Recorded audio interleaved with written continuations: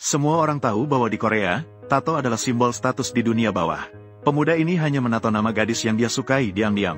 Dia pun menjadi preman di sekolah. Suatu hari, dia melihat orang yang dia sukai.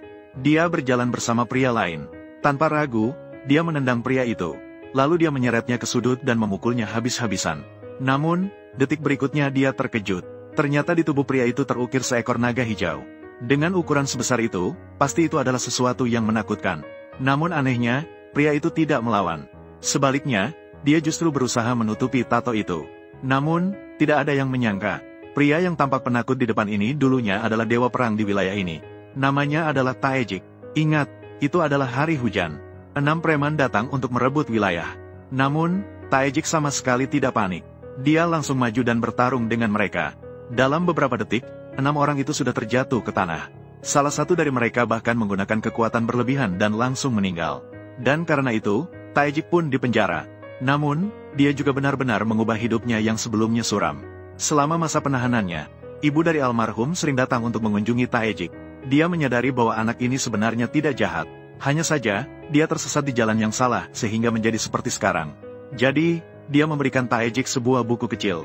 Memintanya untuk menuliskan 3 hal yang tidak akan dilakukannya lagi. Tidak akan menangis lagi, tidak akan minum alkohol lagi, tidak akan berkelahi lagi. Dan menuliskan hal-hal yang ingin dia lakukan di atasnya. Dengan cara ini, dia akan memaafkannya. Dan Taejik sangat menghargai buku kecil ini. Karena ini telah menjadi harapannya untuk terus hidup. Tak terasa 10 tahun telah berlalu. Taejik akhirnya menyelesaikan hukumannya dan dibebaskan. Saat ini, dia telah kehilangan aura dunia bawah tanah yang dimilikinya dulu. Hal pertama yang dilakukan Taejik setelah keluar dari penjara. Dia menemukan 2 mantan anak buahnya. Mereka sekarang sudah menjadi bos di sini. Namun, Taejik hanya ingin menyapa dan memberitahu mereka bahwa dia sudah keluar dari dunia itu. Dia hanya ingin menjalani hidup yang tenang. Namun, Yangki tidak berpikir demikian. Dia merasa Taejik bisa kapan saja kembali dan mengancam posisinya sekarang. Jadi, dia memerintahkan anak buahnya untuk selalu mengawasi gerak-gerik Taejik. Setelah itu, Taejik pergi ke sebuah restoran. Dan pemiliknya adalah Daisy, ibu dari almarhum. Melihat kedatangan Taejik, Daisy sangat senang. Namun, melihat wajahnya yang canggung, Daisy tahu bahwa dia masih merasa menyesal atas kejadian tahun lalu. Jadi, Daisy memintanya untuk menganggapnya sebagai ibu kandungnya, agar dia bisa hidup dengan baik di sini. Kemudian, Daisy mulai membuat daging panggang yang harum. Dia bahkan dengan perhatian memberi makan Taejik. Ini membuat adiknya yang berada di samping merasa cemburu. Namun, dia juga menyadari bahwa ibunya tidak pernah sebahagia hari ini sebelumnya. Dan untuk bisa memulai hidup baru, Taejik pergi ke rumah sakit keesokan harinya untuk menghapus tato. Namun, tato yang sebesar itu, untuk menghapusnya pasti membutuhkan banyak uang. Jadi, Taejik pergi ke bengkel mobil terdekat untuk bekerja. Adegan ini juga dilihat oleh polisi yang mengenal Taejik dulu. Dia merasa Taejik pasti tidak sesederhana itu. Jadi, setelah pulang kerja, dia menemui bosnya untuk menyelidiki lebih lanjut. Awalnya, bos juga tidak terlalu percaya pada Taejik. Dia berniat untuk memecatnya jika suatu hari dia tidak bekerja dengan baik. Namun, selama beberapa hari berturut-turut, dia menemukan bahwa Taejik tidak hanya bekerja dengan tekun tetapi juga keras. Sekarang, dia bahkan tidak menyentuh alkohol. Perubahan 180 derajat ini benar-benar membuat beberapa orang sulit percaya. Dan setelah menerima gaji pertamanya, Taejik membeli sepasang sepatu baru untuk ibunya. Dia juga membeli MP4 terbaru untuk adiknya. Ini membuat ibu sangat senang, dan membuat adiknya perlahan-lahan menerima kakak yang asing ini. Dalam hari-hari berikutnya, Taejik juga sepenuhnya beradaptasi dengan keluarga ini. Hidup mereka meskipun biasa saja tetapi sangat bahagia. Namun pada hari itu, di depan restoran datang sekelompok tamu tak diundang. Saat itu, Taejik sedang makan. Para preman masuk dan mulai merusak. Taejik yang tidak mengerti situasi hanya bisa maju untuk menghentikan. Dan saat itu, pemimpin mereka, Awu, masuk. Namun ketika melihat Taejik, dia langsung menjadi gentar.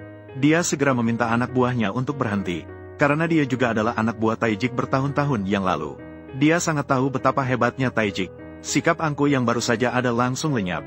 Namun, Taejik tidak mengambil tindakan. Hanya memperingatkan bahwa ini adalah toko ibu, agar anak buahnya tidak datang lagi di masa depan. Setelah keluar dari pintu, Awu akhirnya menghela napas lega. Jika Taejik marah, mungkin dia sudah dalam masalah sekarang. Taejik bertanya kepada ibunya apa yang mereka inginkan. Ibu tidak banyak bicara. Dia takut Taejik terlalu emosional dan kembali ke jalan yang salah. Namun, pada malam itu, seorang pria pincang lagi menemui Taejik.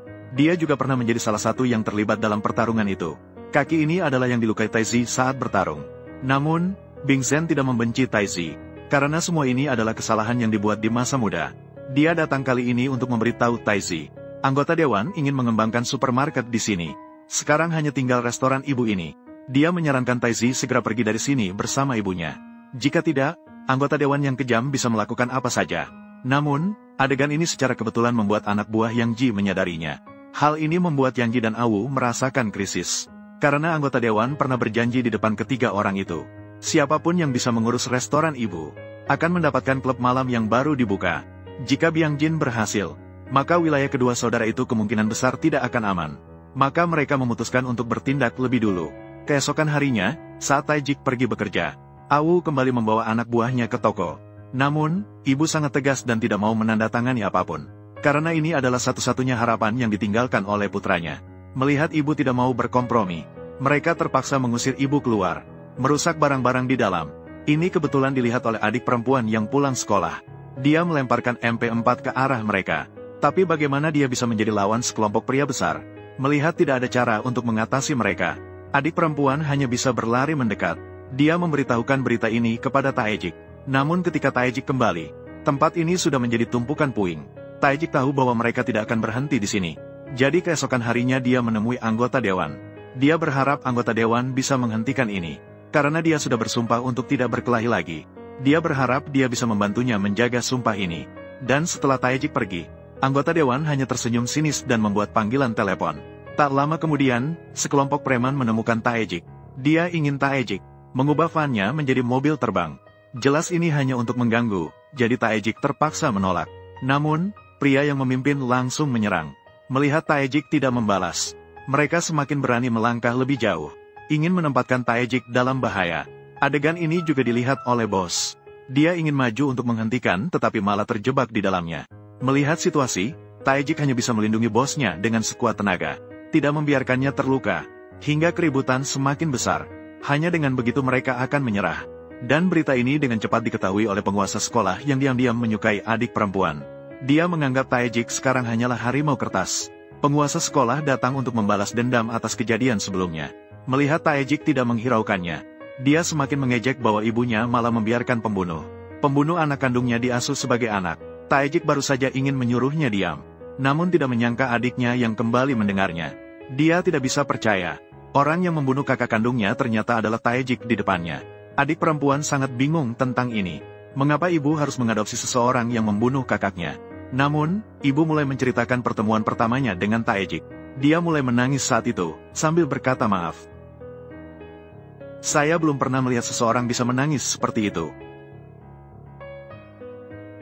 Melihat dia menangis, dia tahu bahwa Taejik sebenarnya tidak jahat, hanya melakukan kesalahan. Dan selama 10 tahun terakhir, kunjungan yang sering juga membuat ibu sepenuhnya memahami karakter Taejik. Tak lama kemudian, adik perempuan juga kembali di depan Taejik. Saat itu, Taejik menyatakan bahwa dia akan pergi dengan sukarela. Namun, adik perempuan ingin dia tetap tinggal di sini. Meskipun itu adalah kakak kandungnya, tapi dia juga bukan orang yang baik. Terkadang demi uang, dia bahkan akan memukul ibu. Sebaliknya, kedatangan Taejik membuat rumah ini penuh dengan kebahagiaan. Setelah hari ini, saya juga akan menganggapmu sebagai kakak kandungku. Keesokan harinya, ibu mencetak salinan diari anaknya. Lalu dia menemui anggota dewan. Diari itu dengan jelas menyatakan bahwa dalang dibalik kejadian itu adalah anggota dewan. Seandainya bukan karena dia, anaknya tidak akan meninggal dan Taejik juga tidak akan dipenjara. Ibu mengancam anggota dewan dengan ini. Jika dia mencari masalah lagi, dia akan memberitahu polisi tentang kebenarannya. Namun setelah ibu pergi, anggota dewan itu memberi isyarat kepada bawahannya. Saat sore, adik perempuan bersiap untuk menyeberang jalan. Dari samping, sebuah sepeda motor mendekatinya. Adik perempuan langsung ditabrak. Dia terjatuh ke tanah dengan kepala penuh darah. Jelas ini adalah peringatan dari anggota dewan. Melihat adik perempuan yang terbaring di ranjang rumah sakit, ibu tahu, mereka sama sekali bukan tandingan anggota dewan. Maka malam itu, ibu terpaksa memilih untuk berkompromi. Dia mengeluarkan akta tanah dan bersiap untuk menjual tokonya dan meninggalkan tempat ini. Kemudian keluarga itu mulai lagi dengan bahagia. Dan Taisi juga sekali lagi menemui anggota dewan. Dia memberitahu anggota dewan bahwa mereka akan pindah dalam beberapa hari. Memohon kepada anggota dewan untuk tidak lagi mengganggu mereka. Namun anggota dewan hanya tersenyum mendengar itu. Untuk menghilangkan masalah di kemudian hari, dia meminta Taisi untuk meninggalkan satu lengan sebelum pergi. Taizi tidak banyak bicara. Demi keluarganya, dia hanya bisa meletakkan tangannya di atas meja. Sebuah pisau tajam melintasi pergelangan tangannya. Taizi berhasil menahan diri untuk tidak berteriak. Untungnya, orang yang melakukannya adalah Byung Jin. Dia memberikan Taizi kesempatan. Asalkan dia pulih dengan baik, tangannya bisa sembuh seperti semula. Dalam perjalanan mengantar Taizi pulang, Byung Jin menyuruhnya segera pergi dari sini dan hidup dengan baik. Ini juga bisa dianggap sebagai hadiah perpisahan untuknya. Awalnya berpikir bahwa masalah ini bisa selesai di sini. Namun, anggota dewan diam-diam memberi perintah kepada bawahannya. Karena ibu masih memiliki pegangan terhadapnya. Segala faktor yang tidak pasti harus dihilangkan. Saat itu, ibu sedang melihat foto dan mengingat kembali kenangan terakhir. Tiba-tiba, seorang pria berpakaian hitam datang dari belakang. Dia adalah Yang Ji yang dikirim oleh anggota dewan. Dia mencekik leher ibu dengan kuat. Tak lama kemudian, ibu pun meninggal di sini.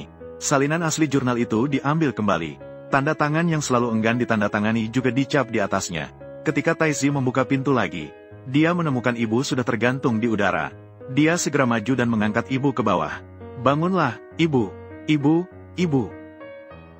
Dia berusaha memanggil ibu, mengharapkan dia membuka matanya sekali lagi.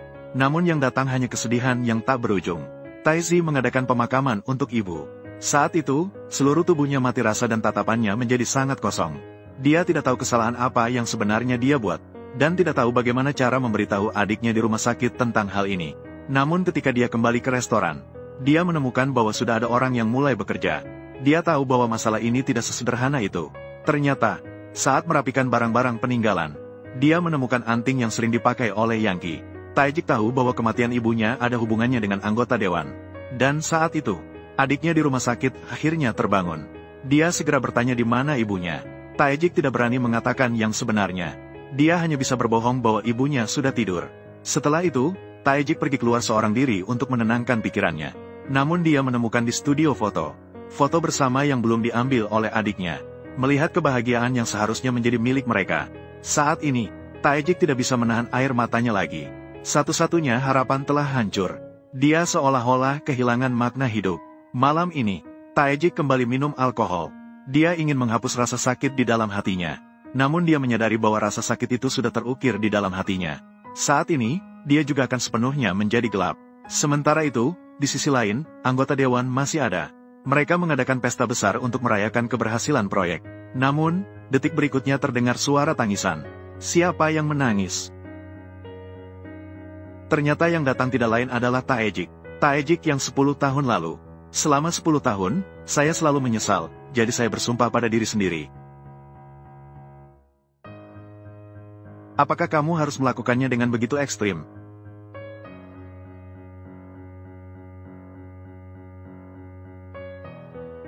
Saya sudah bangun pagi. Saat ini, Yang Qi yang membunuh ibunya masih berpura-pura gila. Taejik pun melemparkan anting-antingnya ke tanah. Lalu dia membiarkan Byung Jin yang telah berbuat baik padanya pergi lebih dulu. Karena dia ingin menghancurkan semua orang di depannya. Sebelumnya, preman sekolah itu keluar dengan membawa pisau, ingin berbuat sesuatu. Masih dengan angkuh mengakui bahwa dia adalah pelaku yang melukai adiknya. Taizi tidak banyak bicara dengannya, tetapi dengan cepat merebut pisau dan menusukkannya ke punggungnya. Setelah mengatasi preman sekolah, dia menyalakan bensin di belakangnya dengan sebatang rokok. Dengan ini, pembalasannya secara resmi dimulai. Banyak anak buah menyerangnya, namun tetap tidak bisa memadamkan api kemarahan di dalam hatinya.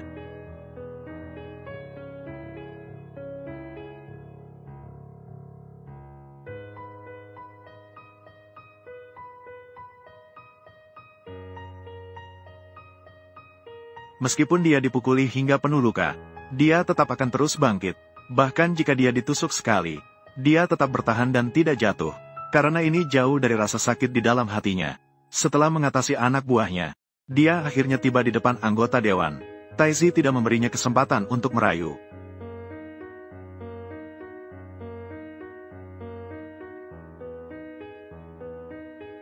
Namun saat ini, tidak peduli bagaimana Taizi memukul, tidak ada yang bisa mengembalikan kebahagiaannya yang hilang. Dia teringat momen-momen kecil bersama keluarganya, mengingat hal-hal sepele dalam hidupnya bersama ibunya. Kenangan terus berputar dalam pikirannya. Akhirnya dia mengucapkan permintaan maaf. Lalu dia menghilang begitu saja di lautan api yang membara.